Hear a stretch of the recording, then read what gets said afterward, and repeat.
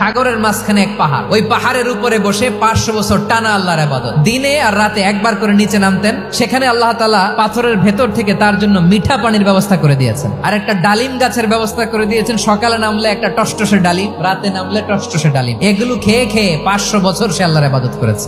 আল্লাহর দরবারে কিয়ামতের কঠিন ময়দানে যখন লোকটা হাজির হয়ে যাবে, আল্লাহ বলবেন 500 বছর ইবাদত করছে তো আমার দয়ায় আমার বান্দারে জান্নাত দাও। এই বান্দা বলে বালবি আমালি, আল্লাহ তোমার দয়া লাগবে কেন, আমি আমার আমল দিয়ে জান্নাতে যেতে চাই। আল্লাহ বলবেন তাই, ঠিক আছে, তোমার 500 বছরের ইবাদত এক পাল্লায় রাখো। আর আল্লাহ বললেন আমি যে দয়া করে সৌন্দর্য দেখার জন্য তোমার দুটা চোখ দিয়েছিলাম, দুটা নয় একটা চোখ আরেক পাল্লায় রাখো। রাখা হবে, দেখা যাবে ওই 500 বছরের ইবাদত হালকা হয়েছে, আর মুহূর্তের মধ্যে আল্লাহর দেয়া একটা চোখের নেয়ামত ভারী হয়ে গিয়েছে।